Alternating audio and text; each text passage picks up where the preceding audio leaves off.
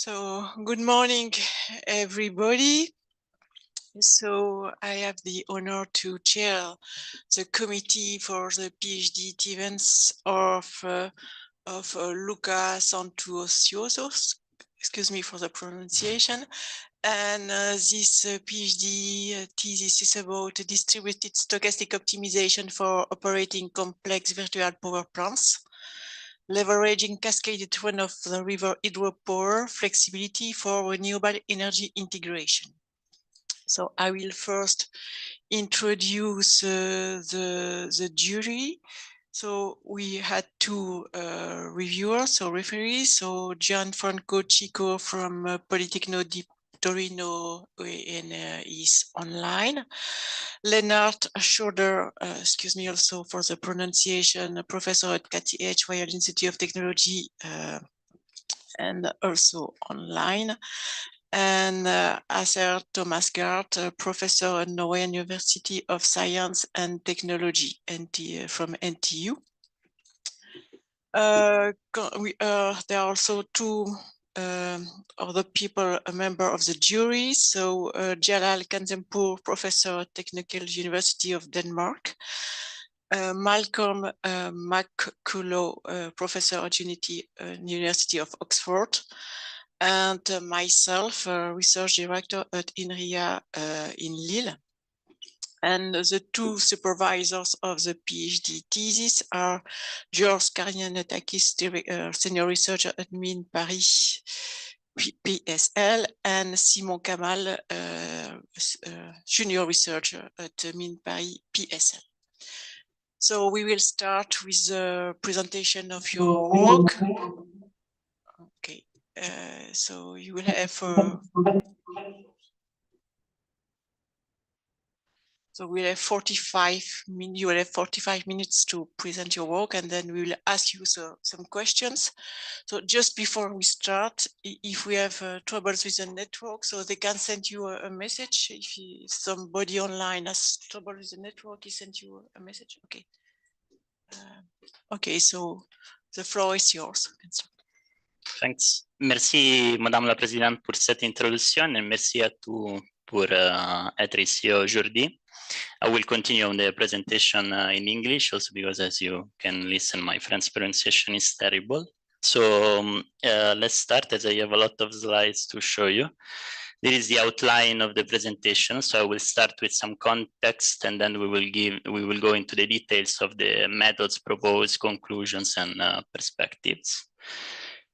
So the central concept of this thesis is the VPP paradigm, the virtual power plant paradigm, which here is defined as an aggregation of heterogeneous geographically dispersed energy resources operated as a single entity to participate in the electricity markets and provide ancillary services to the grid operator.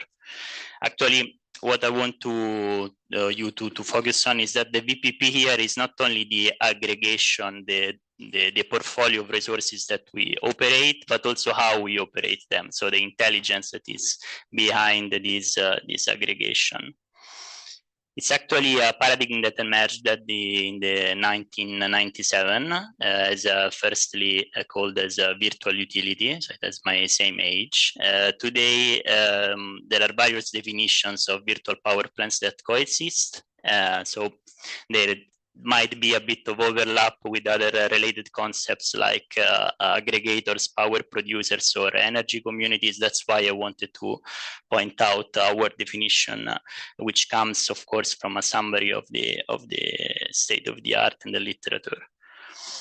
So why are we interested into virtual power plants? Well, a VPP can be used to exploit flexibility sources like storage systems, which can be aggregated into the VPP portfolio of different sizes from small scale to large scale units in order to mitigate the stochasticity of renewables or processes in which the VPP is involved. It can also facilitate market participation, especially of small scale units, for example, most of distributed energy resources, and also can benefit from smoothing effects derived from aggregating variable renewable energy sources. as well as enabling a coordinated and smart operation of this portfolio of units across multiple electricity markets. What we are interested, the main focus, let's say, of this presentation is the concept of flexibility and how can we exploit virtual power plants for flexibility, where we provide or we take better a definition of flexibility based on what you see here. So the capability of a power producer or consumer to modify its production or consumption level in response to an activation signaling, particularly in our case to mitigate the stochasticity of renewables. So how can we operate a virtual power plant? Well, what is the intelligence behind the VPP? So typically, 3 different functionalities are involved in the energy management strategies of a VPP: forecasting, scheduling, and dispatch. The forecasting stage predicts random variables involved in the VPP operations. Scheduling optimizes the allocation of the energy resources in the market to maximize the objectives, typically economic objectives of the VPP. And then a dispatch phase at a lower level, which controls in near to real time or short term phase the assets operation to minimize the cost of deviations from the scheduling from the schedule of the VPP. So our focus is on the scheduling and dispatch phases. In particular, we will propose methods to address these two functionalities of the VPP. By facing key challenges involved in this process, which can be summarized as managing uncertainty and handling the complexity of the problem deriving from non-convex dynamics involved in the VPP, as well as coupling constraints and multiple stages involved in the energy management. We take the perspective of a real-world aggregator, the industrial partner of this PhD, which is Compagnie Nationale du Rhône, which is actually a French power producer and concessionaire of the Rhône River, as well as an aggregator of third-party energy resources. To give you some figures, it's quite an important player here in France, with 25% of France's hydroelectricity production. And it operates as main assets a cascade of 19 run-of-the-river hydropower plants here in the south of France, which is the core of their VPP. Currently, the virtual power plant of CNR is managed in 2 distinct groups. So they have a tool for operating the renewables, so wind and solar units, and different tools for operating cascaded hydropower plant, so independently. At both stages, they employ deterministic tools, optimization and control tools, predictive control, for example, at the lower stage, with also non-economic objectives involved. The main question that was initially motivating this study is the one that you see here in the bottom part of the slide. What if cascaded hydropower, wind and solar units were jointly operated in a stochastic economic framework? So investigate a transition from an independent operation to joint operation, while transitioning from deterministic to stochastic management of these portfolio assets.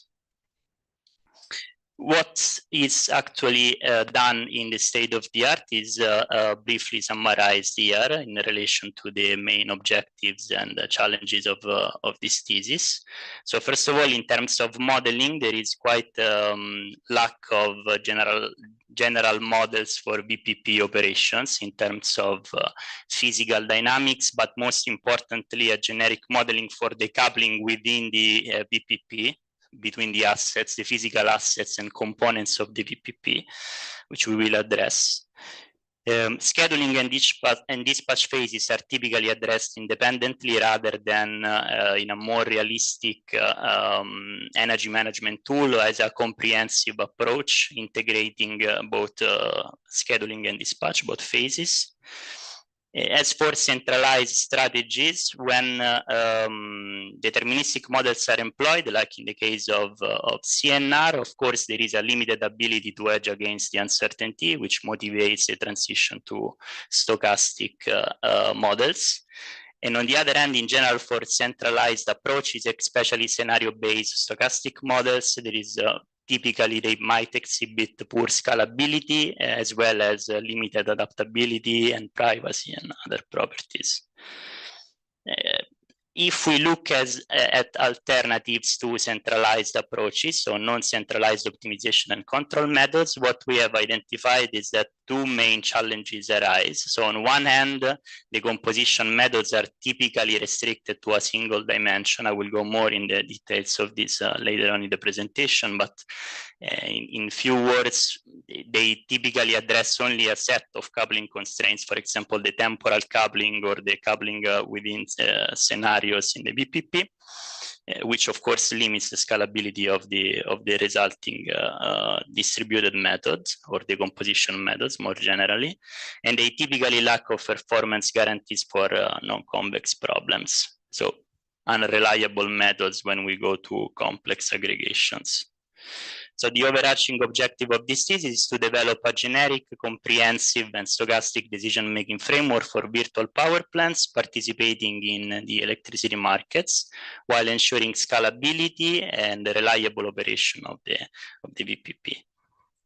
So let's move on to the first part, where we will discuss modeling, scheduling, and dispatch of virtual power plants, proposed methods for decision-making.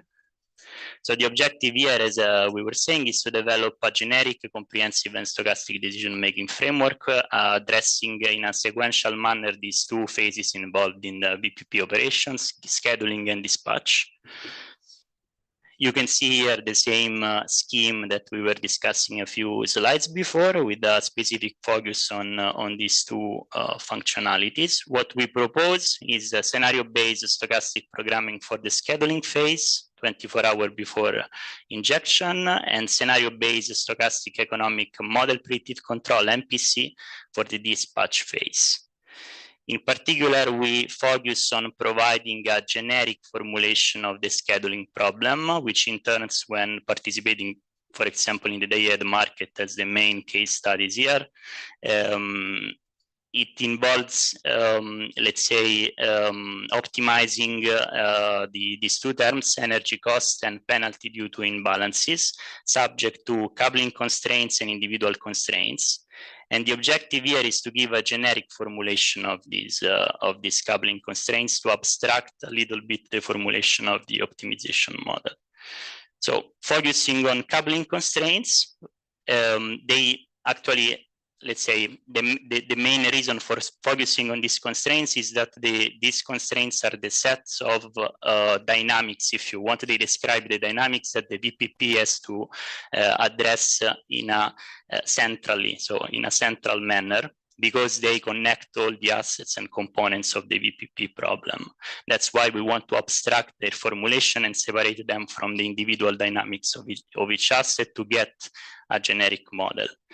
So the types of coupling constraints considered here are the electrical coupling, for example, the power balance within the VPP, physical coupling, the fact that, for example, the state of a given asset N might depend on the control action at the level of another asset N prime, temporal coupling, so the dynamic evolution in time of the state space model describing the physical behavior of a given asset, for example, a storage system, as well as scenario coupling, typically fixing here and now decisions in a two-stage stochastic problem. So as you can see, we have basically two types of coupling constraints, physics-related constraints, so something that depends on the physical dynamic of the assets involved, and model-related coupling constraints, so something that depends on the way we model the optimization problem, in this case, the uncertainty within the stochastic tools that we employ. And focusing on scenario coupling, depending on the bidding approach that is employed, we have two different sets of coupling constraints that we were formulating here. For example, if you look at the at the left-hand side of the slide, when we employ fixed hourly bids, so fixing the quantity that is offered in the market for all level of prices, we will have a specific set of coupling constraints, while with price quantity bidding curves, the quantity varies as let's say with the price level. So we will have couples of energy offers and price levels, which will create the price quantity bidding curves and the different bids submitted to the market. And in the dependently on which one of these bidding strategy we select, we will have different set of coupling constraints, as I was saying. So constraints that enforce fixed energy offers in the fixed hourly bid case, or constraints that enforce non-decreasing price quantity bidding curves when we go with bidding curves, and they will create a scenario coupling within the optimization model. As for the proposed dispatch, what we propose is a scenario-based stochastic economic MPC, which basically mix concept of scenario-based stochastic programming with economic control.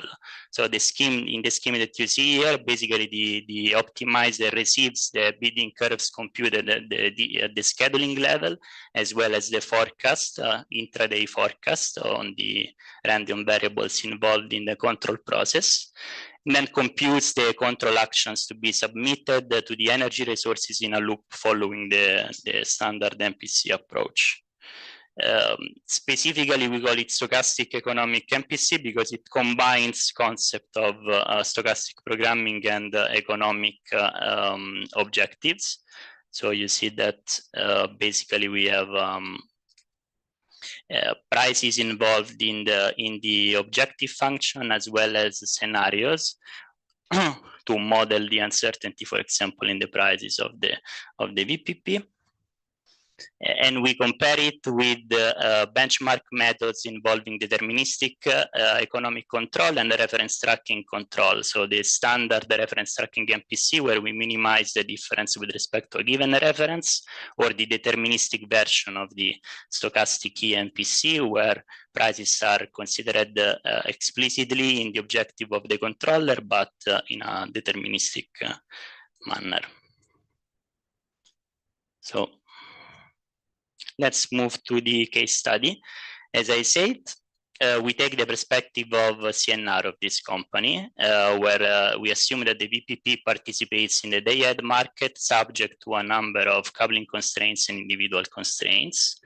In particular, we consider 4 sources of uncertainty involved in the problem: inflow, water inflow into the hydropower assets, solar and wind power, as well as market prices.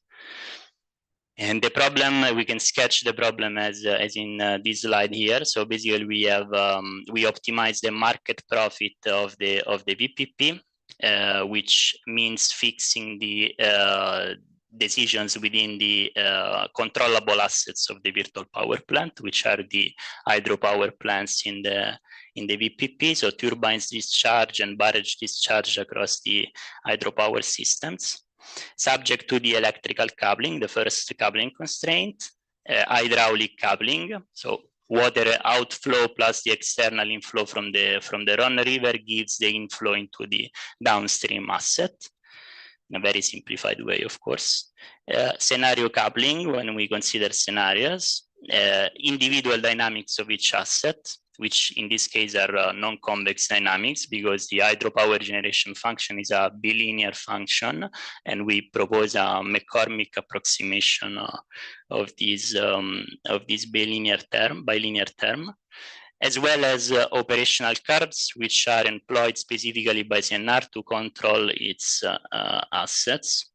I will try to explain this briefly. So they relate on the x-axis the water inflow with the water level of the reservoir, and depending on the water inflow, the flexibility potential, the flexibility capacity better than of the hydropower system. So the storage capacity of the hydropower system varies as a function of the inflow, and we will have a storage capacity to exploit only during a specific range of inflow in the so-called energetic periods, while during low flow periods and flood periods, we have practically no storage capacity. That's why we call them run-of-the-river hydropower plants, even though we have, I mean, in a specific range of inflow, a small storage capacity to exploit.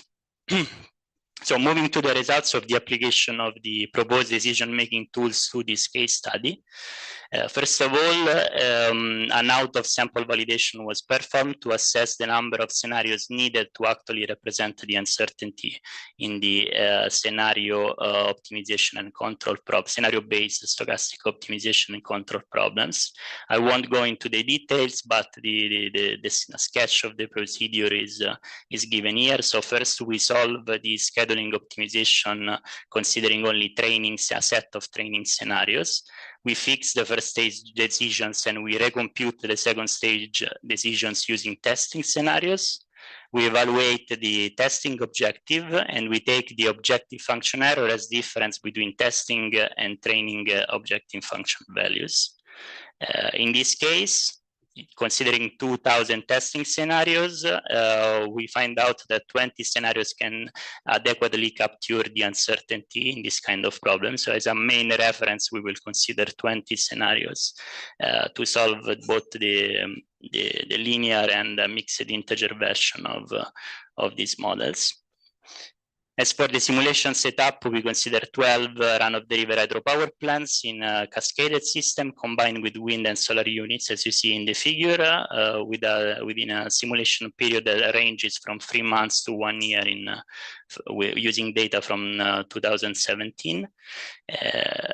For the scheduling and dispatch phases, we consider 24 hours horizon and 6 hours predictions horizon respectively, hourly optimization for the scheduling, and updates every 10 minutes from the dispatch at the control level. And all the results that I will show you come from an ex post evaluation, so after the uncertainty is realized. If you remember, the initial question was, what if cascade hydropower, wind, and solar units were jointly operated in a stochastic framework? So we try to address this question with the results that I'm showing you. As for the jointly operation, we were able to prove that jointly operation of hydropower and wind and solar in the CNR case leads to a profit increase on average of 2% compared to independent operation of these units. Specifically, the economic value of the aggregation depends on the river inflow conditions. You can see that depending on the specific period, we have a different increase with the coordinated approach compared to uncoordinated operation, because we have different inflow conditions. So for example, in March, where we have a very low increase in the profit, it's because we are in a flood period. And if you remember the previous operational curve, the storage capacity depends on the specific inflow conditions that we are able to observe and partially control through the cascade. We also evaluate the sensitivity to wind penetration in the VPP. So you can see here the normalized VPP profit on the y-axis and wind penetration on the x-axis.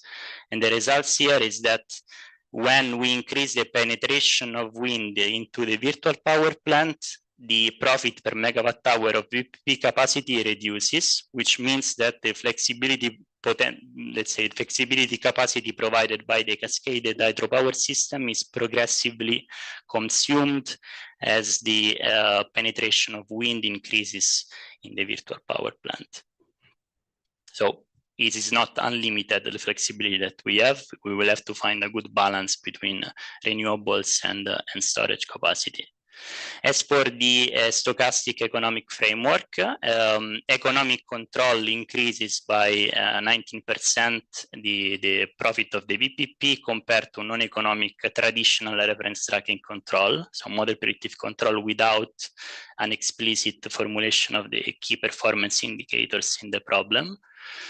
Why? Because with our stochastic economic MPC, we are able to control not only the discharge of the hydropower plants and shift them to during the peak price periods, where it's more convenient, of course, to produce energy, but also the hydropower flexibility, which means the storage capacity of the hydropower plant can be controlled through the cascaded system to have enough flexibility capacity to maximize over peak price periods when convenient. So we do not only control the power generation, but also the flexibility available at in a given period using the hydropower plants in the cascaded system.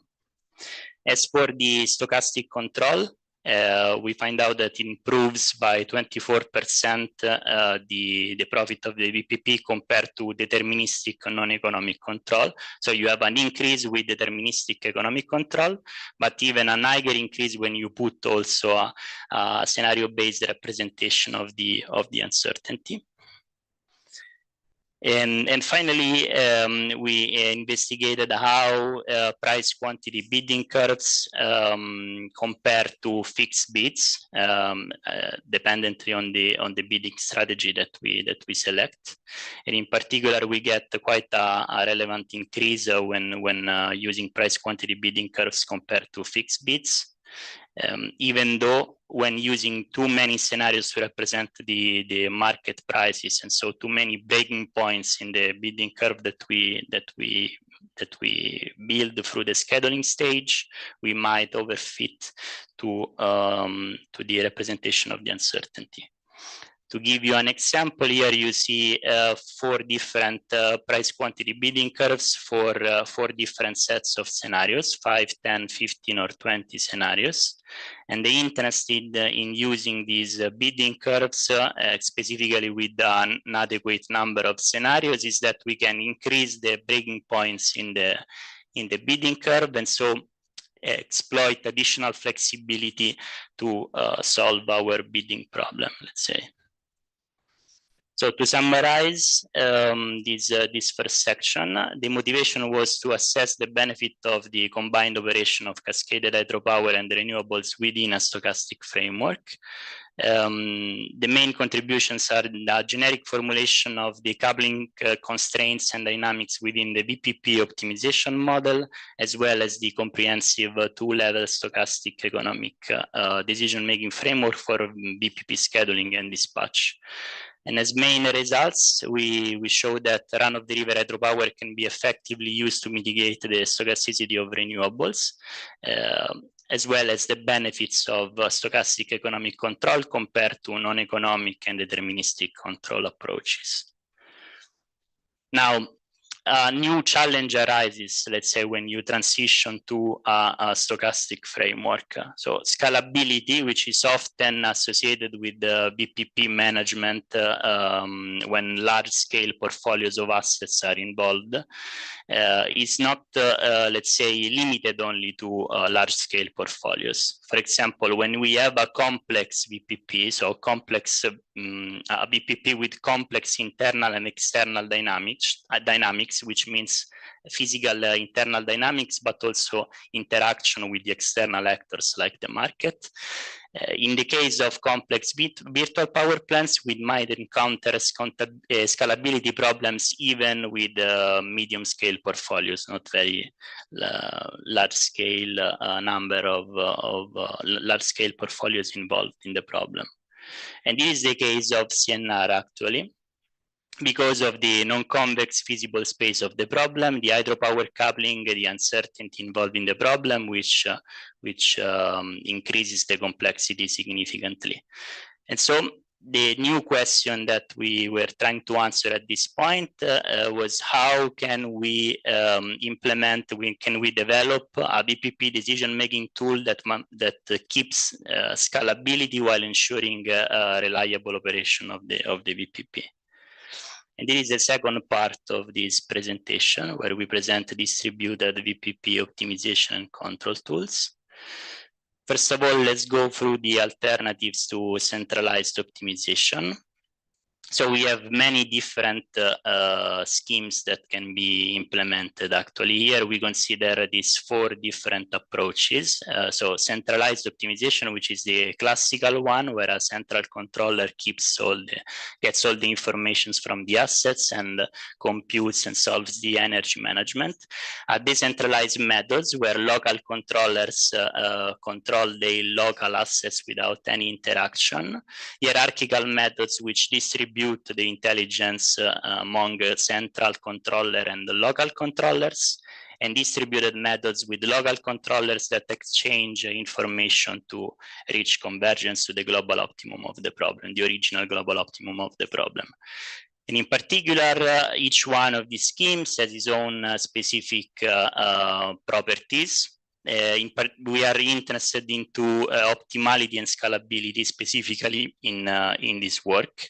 And the reason for investigating distributed optimization is and control is that we can balance the optimality and scalability of the control tools compared to alternative approaches like decentralized and centralized methods. So first of all, we have to reformulate the VPP decision-making problem in order to enable its decomposition. The main limitation, again, is that existing decomposition methods are typically restricted to only one set of coupling constraints or only one dimension of the problem if you want. For example, methods tailored for a special decomposition of the electrical and coupling constraints, or alternative methods which are typically used for decomposition of the scenario coupling constraints. Here, what we propose is a combined scenario spatial decomposition for the scheduling phase that can be combined with modeled predictive control to scale also in the temporal dimension of the problem. So this is the original centralized optimization problem of CNR. The structure that you see on the right-hand side of the slide is the proposed decomposition problem, where the electrical coupling, where we have basically 2 types of sub-problems, one which accounts for the power balancing within the VPP, and another set of sub-problems which accounts for the individual dynamics of the hydropower assets in the problem, and they are linked through the coupling constraints, electrical, physical, and scenario coupling that we discussed in the previous slides. While the individual constraints and the objective are allocated to the specific subproblem. So each local hydropower scheduling subproblem accounts for the individual constraints of each hydropower plants, while the power balancing subproblem coordinates, let's say, if you want, the operation. How can we actually implement this decomposition? We reformulate the problem as a consensus problem, where the global variables involved in the coupling constraints are first identified from the electrical coupling and the physical coupling. So you have that hydropower generation and the discharge for the turbines and barrage are the global variables involved in the 2 coupling constraints that we want to decompose. We duplicate these variables and we allocate them to the local problems, and then we enforce consensus constraints with the associated dual variables for consistency. The results is that we, from a complex mill problem, we get n times omega small mixed integer linear problems plus 1 large linear problem, where n is the number of hydropower plants and omega is the number of scenarios. So a decomposed structure, which in general is much easier to solve because these sub-problems can be solved, of course, in parallel with the proposed distributed and scheduling and dispatch methods. So as for the distributed scheduling, the decomposed problem is solved using the ADMM, the popular ADMM method. I won't go into the details, but the 3 main steps are highlighted here. So local primal variable update, global primal variable update, and dual variables update, and while enforcing a sharing of the information between local agents to enforce convergence. Here you see, for example, a very simple example of application of the ADM method to a simple linear problem. We first perform the so-called Lagrangian relaxation, and then we solve the relax problem through these 3 steps that are in the slide. Why are you I am showing you this? Because there is actually a limitation of the ADM method that we want to address. So these 3 steps, again called the local, global, primal variables update and dual variable update, they cannot be performed in parallel in classical ADMM. Why? Because we need to solve the second sub-problem, the local primal variables update, the value of the primal variable at the current iteration. So here, classical ADMM is just a hierarchical method, not fully distributed. And that's why we are trying to find something more scalable to address the dispatch phase, which is actually, which needs to work near to real time in short term. So the distributed dispatch is not using ADMM like in the scheduling phase, but an alternative approach which combines model predictive control, stochastic MPC with the auxiliary problem principle. And the difference with respect to ADMM is that we take mathematical steps and augmented term, the linearization of the augmented term in the Lagrangian plus the addition of a quadratic separable term to get sub-problems that can be solved now in parallel. And when we put together the APP method, the auxiliary problem principle, with the stochastic economic MPC, we get our distributed stochastic predictive controller. So to summarize, again, scheduling and dispatch solved through two different distributed methods, an application of ADMM for the scheduling and combination of auxiliary problem principle plus model predictive control at the dispatch phase. This works very smoothly for convex problems, as we will see in the results, but not too much for non-convex problems. And that's why we investigated the reliable distributed methods. So ways for having trustworthy methods that we can rely on. So the main limitation of both ADMM and APP that are implemented in the dispatch and the scheduling phases is that they cannot guarantee performance in general for non-convex problems. The proposed solution was to enforce upper and lower bounds on the distributed solution derived through consensus ADMM. You see a scheme here, let's say, of the proposed algorithm. So basically, if the distributed solution is the one that you see in black, we have no guarantees that this distributed solution will converge for non-convex problems. The optimal objective function value, the true optimum, is in green, but of course you will not know this during the iterations of the algorithm. What we propose in what we call consensus ADMM with bounds is to derive from the distributed solution at each iteration upper and lower bounds, and we can take the difference between the upper and lower bounds as a sort of optimality gap to evaluate the optimality of the proposed distributed method at each iteration, as well as proving with a novel proof that the validity and existence of these bounds for mixed integer problems, so to get a guarantee of reliability of these methods compared to the state-of-the-art approaches. So let's go to the results. First of all, distributed predictive control. So when we implement our distributed stochastic APP at the dispatch level, we get an average execution time which is reduced by 10% compared to centralized control with more than 99% of accuracy. Remember that this works only for the convex model. And we were also able to investigate the impact of tuning in the parameters. So the fact that these augmented Lagrangian relaxation-based methods, they are typically very sensitive to poor tuning of the tolerance parameters, penalty parameters involved.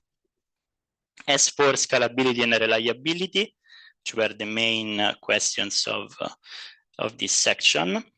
So even for the mixed integer problem, so for the non-convex model, the proposed cascaded ADMM with bound reduces runtime by 57% compared to centralized solutions, and by 35% compared to classical ADMM. And in terms of reliability, we get practically no failures, so almost 100% accuracy compared to centralized methods and existing ADMM, where the failures explode as the number of scenarios increases in the optimization problem, in the scheduling problem. Here you can see some examples of behaviors of classical ADMM in comparison to the proposed methods.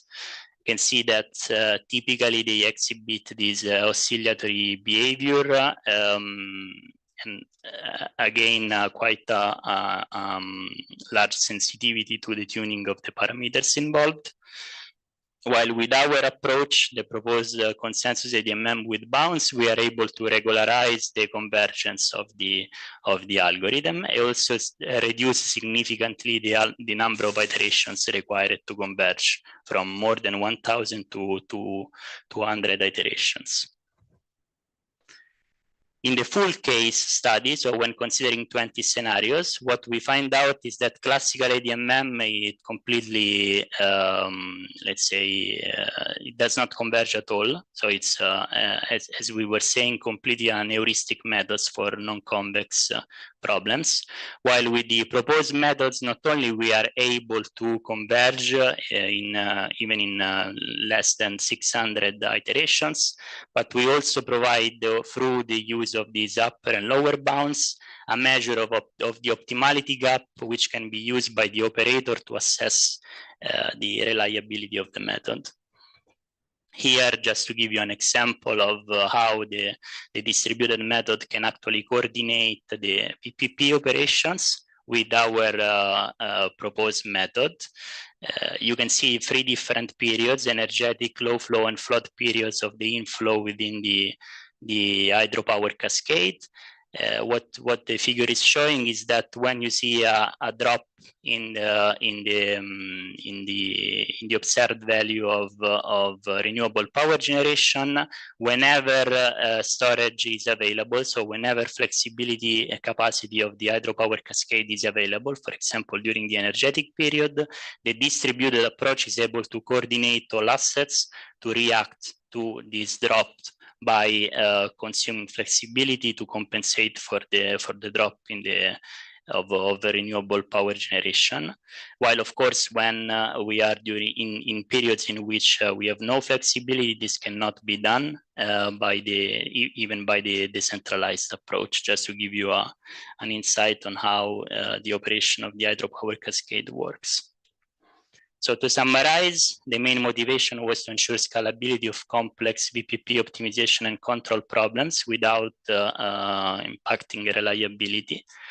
Main contributions are stated here. So a fast distributed predictive controller for the dispatch phase based on the APP method, a full-scale decoupling of all the coupling constraints involved in the VPP optimization problem, and a trustworthy ADMM-based distributed approach for optimization and control with a performance guarantee even for mixed integer problems. And the highlights of this section are stated here. So distributed MPC reduces execution time by 10% compared to centralized control. And our cascaded ADMM with bounds outperforms both centralized methods and classical ADMM in terms of scalability, as well as achieving very high accuracy with the proven theoretical guarantees, so mathematical proof that which is given in the manuscript and in the paper that you see here. So let's move to the conclusions and perspectives. So some key messages from this presentation are, first of all, rather than isolating DPP scheduling and dispatch as independent phases, we should think about them as a comprehensive sequential functionalities within the same decision-making tool to let's say, reflect the realistic operation of virtual power plants. Through the use of stochastic and economic model predictive control, we can improve significantly the dispatch and also the profit of the virtual power plant in market-oriented problems. With a generic formulation of the VPP can be achieved only when only focusing at the coupling constraints, so the actual constraints and dynamics that relate the different assets within the VPP, as well as the different components in the VPP optimization model. Scalability and decomposition can be achieved by exploiting the generic formulation of the coupling constraints to derive a full-scale decomposition of the problem, as we show, and the reliability of the distributed algorithms can be guaranteed with mathematical proofs even in the even for non-convex models of the virtual power plant. Some perspectives. So, broader evaluation, all what I've presented here is tailored to the CNR case study, so it will be very, it will significantly enhance the value of these results if exploring additional case studies, complex virtual power plants and other market environments, as well as considering multi-market trading and larger portfolios, including additional flexibility sources like storage systems. Exploring alternatives to the proposed methods, so alternatives to stochastic programming to hedge against, for example, worst case scenarios rather than the average value of the uncertainty of the, let's say, prediction of the uncertainty, alternatives to distributed optimization and model predictive control using AI tools to enhance scalability, for example, reinforcement learning, which is particularly suitable to the application of, to be applied to these kind of problems, or online control methods that can enhance the scalability of the dispatch phase as they do not require forecast to be solved.